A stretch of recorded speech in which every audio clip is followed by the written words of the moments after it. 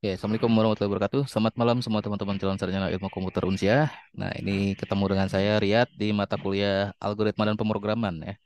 Ini pertemuan kelima atau sesi kelima, di mana kalau pertemuan kelima atau sesi kelima ini ada tugas yang dibagikan tuh, tugas yang sudah di-share. Nah, teman-teman bisa cek di LMS ya. Pada bagian tugas itu ada tugas yang sudah di-share. Jadi jangan sampai kelewatan tugasnya karena penilaian tugas atau komposisi nilai tugas untuk nilai akhir itu lumayan tuh ya. Sekitar 20%. Nah, jadi kalau yang lihat apa LMS, akses LMS bisa di bagian atau di halaman diskusi seperti ini, scroll ke bawah nanti ada tugas ya. Nah, ada tugasnya ya. Nah, ini ya. Atau di sesi pembelajaran, terus di sesi yang kelima saat ini, oh saya belum mulai sesinya. Loh, kayaknya lemesnya lagi gangguan nih. Ya udah, biarin dah. Nah, ini ada tugas nih. Nah, teman-teman bisa lihat di sini. Udah banyak yang mengumpulkan ternyata 8 orang ya. Atau di bagian sesi tugas ini nih, nanti ujian juga masuknya ke tugas ini ya. Nah, tinggal diklik aja, terus ada soalnya, tinggal diakses aja soalnya.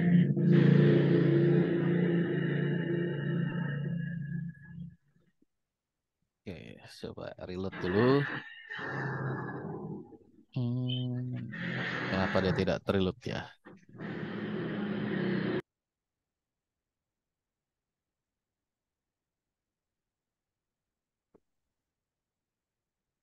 Hmm, hmm, hmm, hmm, hmm.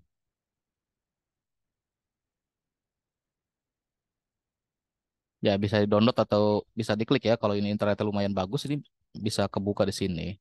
Tapi kalau lagi ya kurang optimal ya beginilah ya. Ya pokoknya nanti tinggal di-download aja tugasnya, nanti tinggal diakses ya.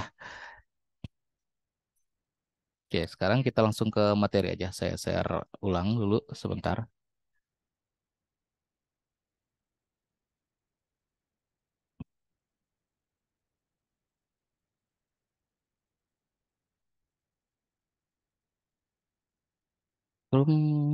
VS Code.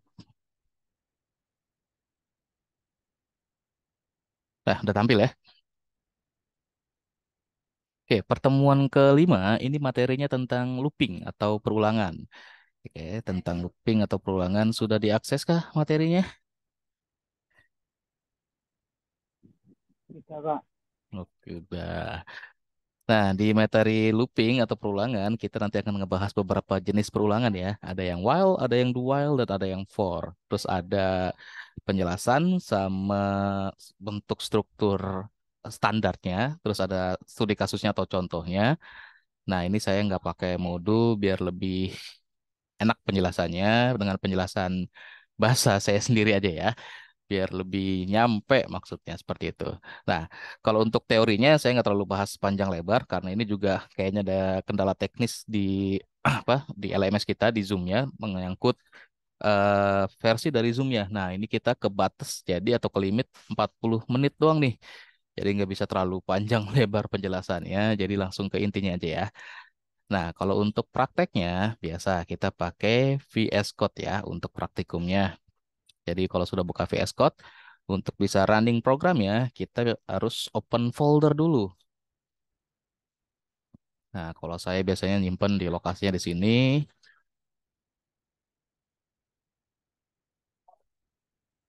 Oke,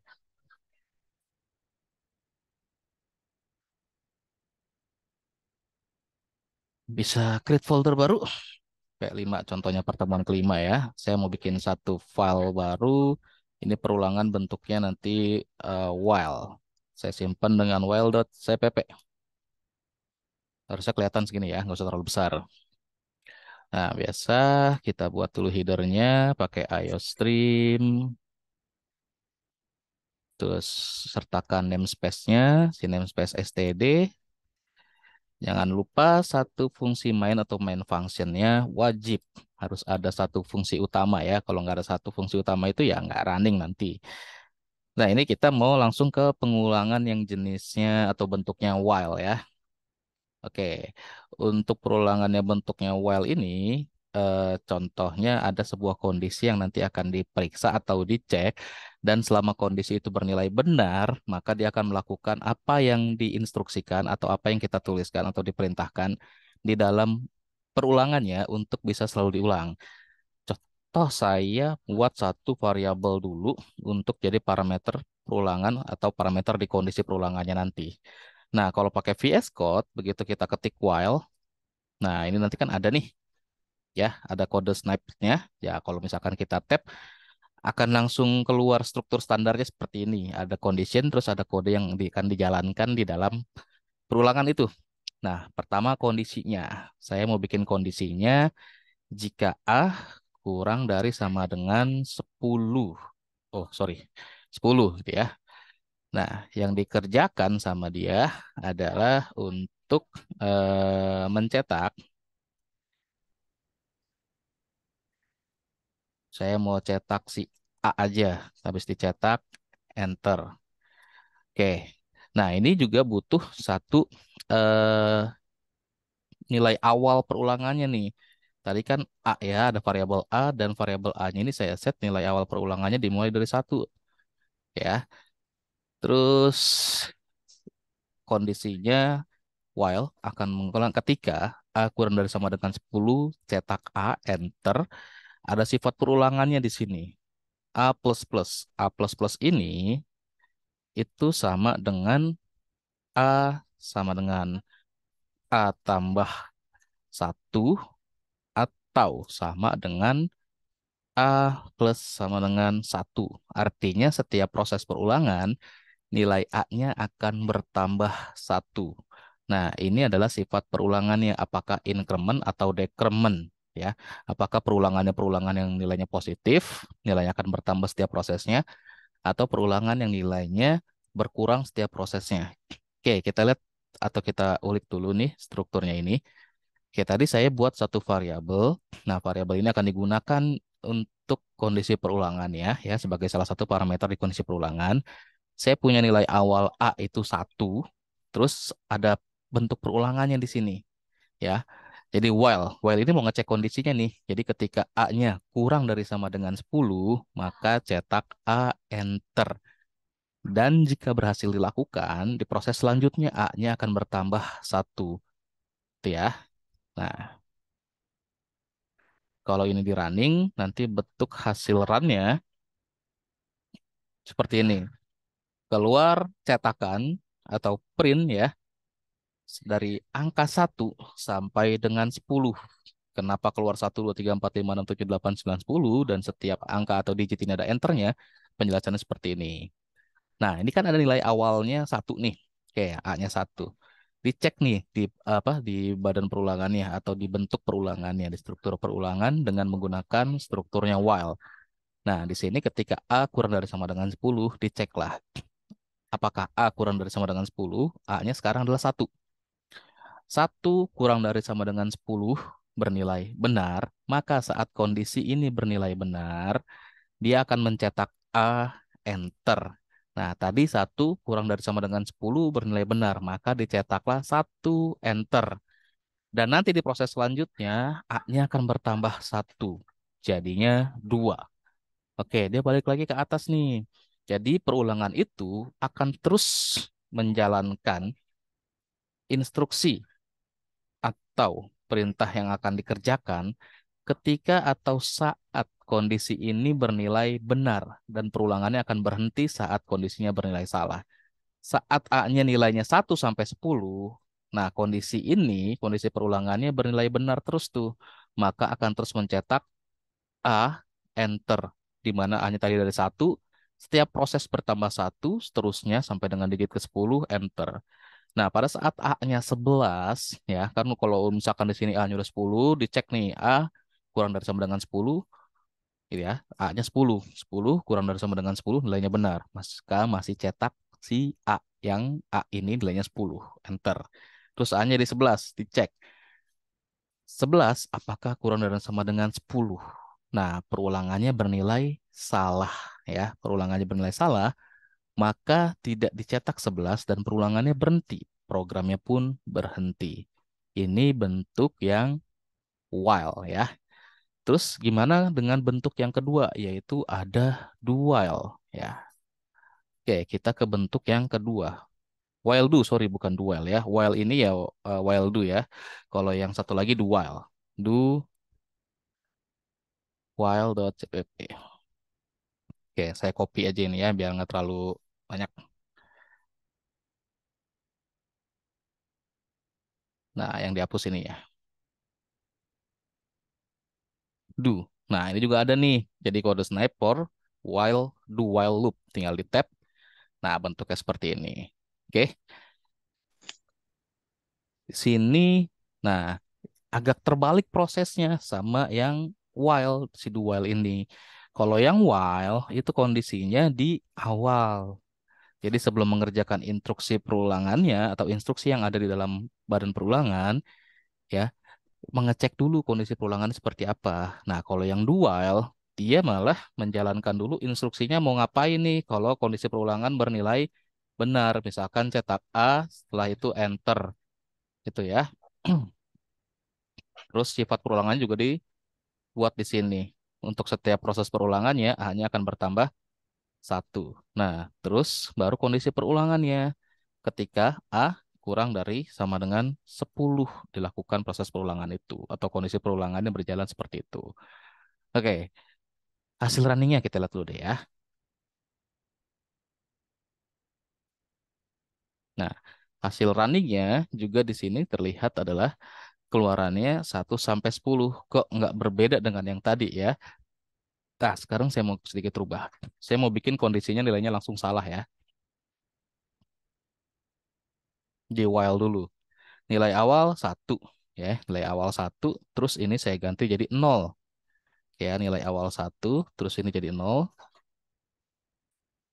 Begitu di running programnya dan akan ngecek nih nilai awal 1A untuk perulangannya. Terus ada perulangan bentuk while dengan kondisinya atau kondisi perulangan di sini akan mengulang ketika A-nya kurang dari sama dengan 0 gitu ya. Kalau A-nya lebih dari 0 berarti kan nilainya salah dan nggak ada yang dikerjakan harusnya ya. Kalau perulangan bentuknya seperti itu. Sama halnya dengan si perulangan yang, sorry bentar ya.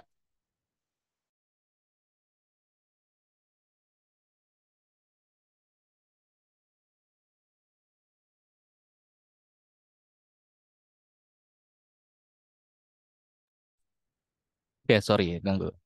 Nah, ini ada kondisi yang adalah A kurang dari sama dengan 0, sedangkan nilai awalnya adalah 1. Artinya jika kondisi ini udah pasti salah nih kondisinya ya, nggak ada yang dikerjakan. Kita lihat hasil runningnya, nggak ada tampilan apapun ya, kecuali enter yang ini nih ya. Oke, terus gimana kalau misalkan di dual? Kita coba di dual. Nah, masih kecetak angka 1. Padahal kan, 1 itu kalau dimasukkan ke dalam kondisi 1, apakah lebih besar dari atau kurang dari sama dengan 0 ya? Oke ya, apakah benar 1 itu kurang dari sama dengan 0? Nilainya salah. Harusnya kan kalau yang normal gitu ya, kalau misalkan seperti ini nggak ada yang dikerjakan. Tapi kalau di dual, dia itu akan minimal mengerjakan 1 kali instruksi atau statement yang ada di dalam badan perulangannya, walaupun kondisi perulangan ini bernilai salah. Beda hal dengan while. Saat kondisi perulangannya bernilai salah, ya nggak ada yang dikerjakan. Itu yang perbedaan while dan do while. Ada yang mau tanyakan sampai di sini?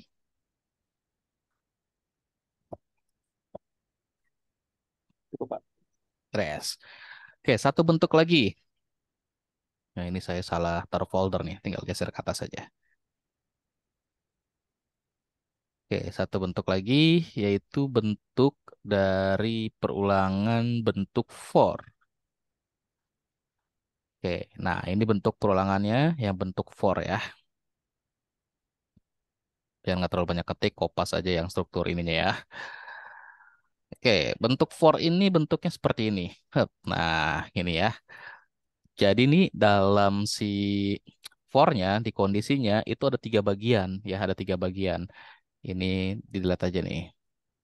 Oke, ini ada bagian yang pertama, ini bagian yang kedua, ini bagian yang ketiga nih. Nah, ini dipakai I ya.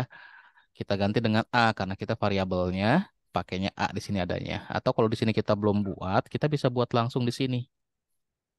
Nah, nggak masalah ya, sama aja. Terus ini juga pakai A, ini juga pakai A. Oke, saya buat dulu di sini. Kita samakan dengan yang tadi contoh while dan do while ya. Nah, ini dia. Nanti baru saya jelaskan. Oke, nah di dalam yang perulangan yang bentuknya for ada tiga bagian. Yang bagian pertama di sini ini adalah nilai awal perulangan atau inisialisasi nilai awal perulangannya ya. Di sini kita bisa ngelihat atau kita bisa tahu nanti perulangan tuh akan start atau mulai dinilai berapa. Contoh, jika kita lihat di sini A sama dengan satu, artinya perulangan akan mulai dari satu, gitu ya. Terus ada bagian yang kedua, ini kondisi perulangan atau bisa kita jadikan batas akhir perulangannya. Di sini kita bisa melihat ada kondisi A kurang dari sama dengan 10. Artinya perulangan akan terus dijalankan ketika nilai A kurang dari sama dengan 10. Atau gampangnya kita bisa ngeliat aja kayak gini. Oh, perulangannya berarti akan dilakukan sampai dengan kurang dari sama dengan 10.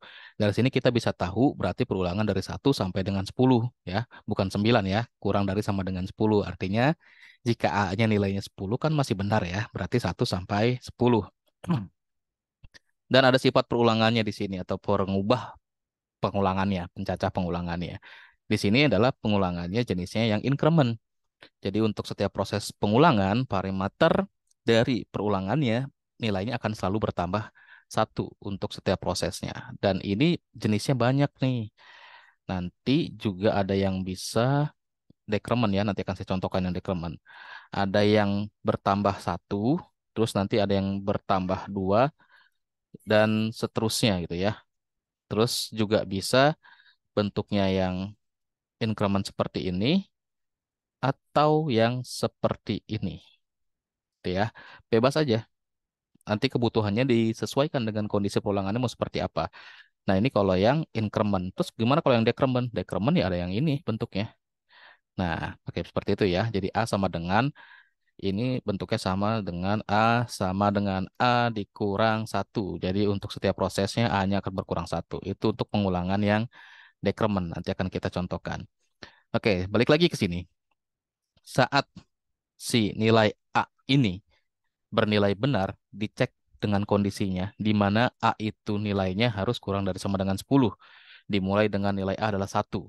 Untuk setiap prosesnya ya, nilainya A akan bertambah satu. Jika selalu benar, maka akan mengerjakan instruksi untuk mencetak A enter yang hasil runningnya sama seperti tadi yang pakai bentuk while dan do while ya. Nah, keluar dari satu sampai dengan 10. Gitu ya. Nah, tadi yang saya sampaikan bisa dimodifikasi seperti ini nih. Nah, ini saya memodifikasi bentuknya misalkan A plus sama dengan 2 ya. Jadi untuk setiap proses perulangan, nilai A-nya akan bertambah 2 di running. Nah, teman-teman lihat hasil runningnya dari satu, terus ke 3, ke 5, ke 7, ke 9. Karena untuk setiap proses perulangan, nilai A-nya bertambah 2 ya.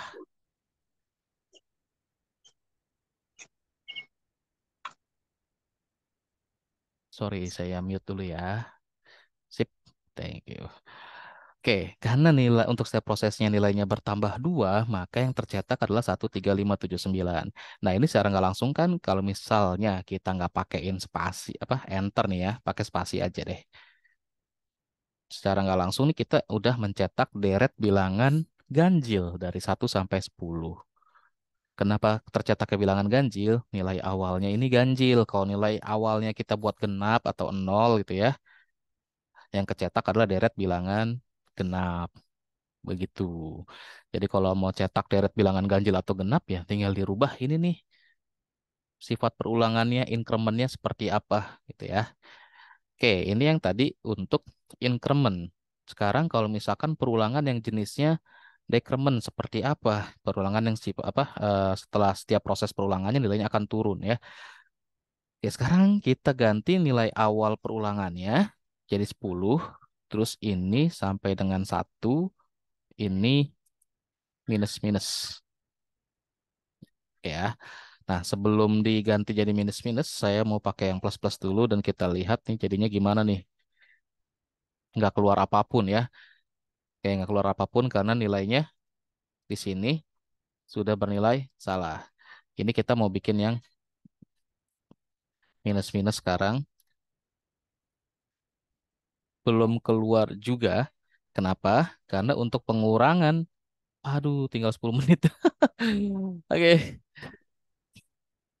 Eh, Oke. Nah, untuk perulangan yang sifatnya dekremen atau menurun, ada beberapa syarat yang harus diperhatikan.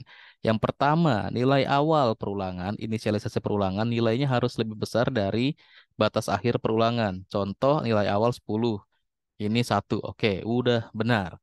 Terus operator kondisi yang digunakan itu harus eh, lebih besar atau lebih besar dari sama dengan, gitu ya. Nggak bisa pakai yang kurang dari atau kurang dari sama dengan. Itu untuk perulangan yang sifatnya increment, ya. Nah, ini saya buat dengan yang lebih besar dari sama dengan.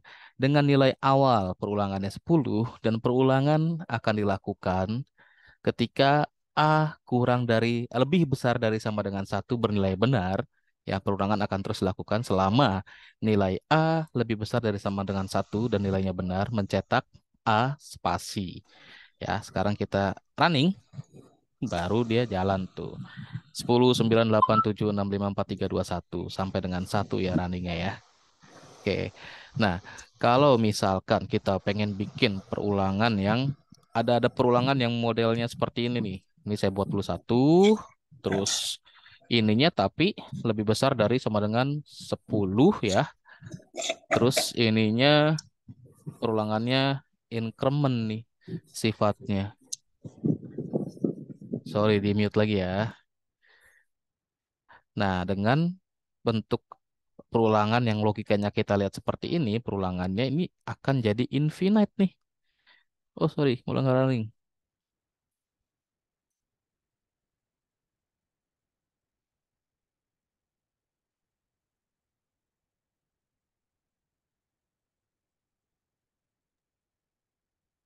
Nah, ya, saya stop dulu. Akan ada kondisi seperti itu ketika nih, Lebih jika besar lebih kecil. ini kan nilai awalnya lebih besar, sedangkan kondisi perulangannya diceknya adalah nilainya malah lebih kecil dari si nilai awal perulangannya, ya, nilai inisialisasi nilai awal perulangannya. Dan operator yang digunakan itu lebih besar dari sama dengan. Jadi kondisi ini akan selalu bernilai benar yang mengakibatkan perulangan itu akan terus running gitu ya. Akan terus running tuh. Oke, kita balikan dulu ke bentuk yang awal. Karena ada beberapa lagi yang mau disampaikan ya. Nah, selanjutnya ada beberapa fungsi tambahan nih. Ada beberapa fungsi tambahan seperti break dan continue ya. Pertama, saya pakai break dulu. Nah, break ini fungsinya untuk menghentikan perulangan di parameter atau kondisi tertentu, walaupun ada kondisi perulangan yang sudah dibuat sebelumnya. Contoh, saat A-nya identik dengan 6, ya, maka break. Kalau tadi normalnya, hasil cetakannya adalah 1 sampai dengan 10. Nah, ini ada fungsi break yang mengakibatkan begitu kita running. Nah, di sini nih, walaupun perulangannya itu dibuat batas akhir perulangannya sampai dengan kurang dari sama dengan 10, tapi saat A-nya di 6, ya, identik dengan 6, perulangannya berhenti, nggak ngelanjutin sampai 10. Tapi posisi meletakkan break juga berpengaruh. Ini breaknya saya taruh di bawah setelah cetak A. Di 6 berhenti. Tapi kalau misal breaknya saya taruh di atas sebelum cetak, ya. Jadi ngeriksa kondisi dulu nih, apakah saat A identik dengan 6 break, ya, terus di running, ini hasil runnya cuma sampai 5, tidak sampai 6. Jadi berhenti duluan sebelum sampai 6. Beda dengan yang kalau ditaruh di bawah. berhenti saat sudah sampai 6, yang di atas berhenti sebelum sampai dengan 6. Contohnya ya, itu fungsi break-nya. Oke, itu untuk yang fungsi break. Terus ada lagi fungsi conti continue ya. Nah, fungsi continue ini juga sama pembuatannya dengan if. Contoh, saat A atau jika A identik dengan 6, panggil fungsi continue. Nah, fungsi continue ini untuk melompati proses perulangannya. Contoh yang dilompati di sini adalah jika A-nya 6 dilompatin dan dia akan lanjut lagi perulangannya. Perulangan yang nggak berhenti, hanya skip aja. Tuh, ini saya taruh di bawah. Kalau teman-teman lihat, nggak ngaruh ya. Oke, nggak ngaruh. Kenapa? Karena sudah kecetak duluan, baru ngecek nih. Kalau A-nya identik dengan 6, loncatin tuh 6-nya. Tapi A-nya udah kecetak. Jadinya 6-nya udah kecetak duluan dan nggak ngaruh. Kecuali ditaruhnya di atas sebelum mencetak A. Nah, ini baru bener. Tuh ya, 6-nya skip. Ingat ya, compiler itu nge-compile atau ngebaca program kita, codingan kita itu per baris, dari baris paling atas sampai baris paling terakhir. Jadi dia ngerunning-nya seperti itu. Makanya tadi pada saat if-nya yang continue ini ya, yang si untuk fungsi continue di perulangan ini ditaruh setelah cetak A, ya udah nggak berlaku si fungsi continue ini.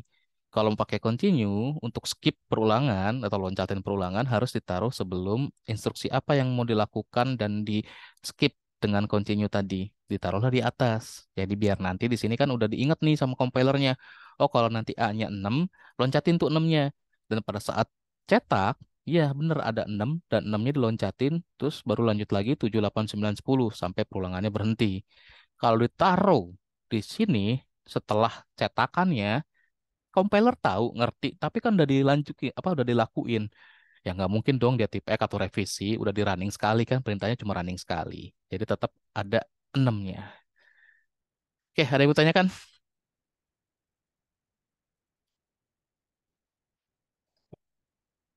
Perulangannya masih perulangan yang ini aja ya, masih standar-standar. Perbedaan post increment dan pre increment. No, kalau yang apa simbol plus plusnya atau minus minusnya di depan ya. Kalau tadi kan A plus plus itu kan yang post increment ya. Terus kalau yang pre increment itu plus plus A, contohnya gitu ya. Teman-teman harus ngerti dulu konsepnya antara post increment dan pre increment itu seperti apa. Post increment itu nilai A-nya akan berubah setelah proses. Kalau yang pre itu kan artinya sebelumnya atau pada saat proses itu. Saat di proses itu nilainya sudah bertambah, bukan setelah prosesnya. Nah, penggunaannya mau seperti apa? Teman-teman nih mau ngecek perubahan nilai A-nya ini, A-nya akan bertambah setelah prosesnya, atau pada saat diproses nilai itu akan sudah bertambah. Itu aja perbedaan antara post increment dan pre increment. Kalau nggak salah di salah satu modul atau di modul yang sesi berapa itu ada penjelasannya ya saya lupa ya. Coba dicek lagi. Itu ya perbedaan antara post increment dan pre increment. Sama untuk yang post decrement sama pre decrement konsepnya seperti itu. Pokoknya kalau post increment ini penambahannya setelah proses, kalau pre increment penambahannya saat diproses, bukan setelah proses. Itu aja. Ada lagi yang mau ditanyakan?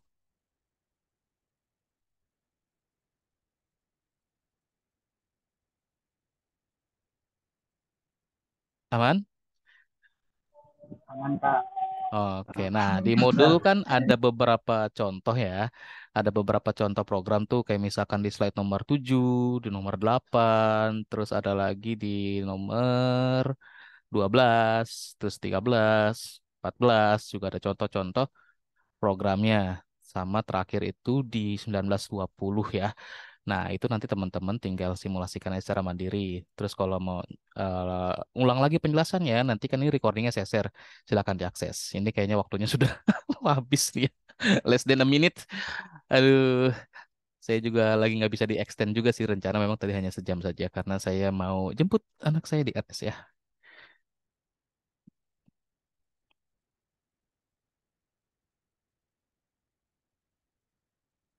Pertanyaan Mas Anton mau saya jawab tapi takutnya nggak sempat kejawab nih. Nanti lanjut di sesi berikutnya ya. Karena nanti di sesi ke-6 atau sesi ke-7 ada sinkron lagi. Saya sih rencana di sesi ke-6 atau minggu depan ada sinkron lagi buat nanti ngebahas kita UTS ya. Karena nanti teman-teman harus tahu bentuk UTS seperti apa. Oke, ini saya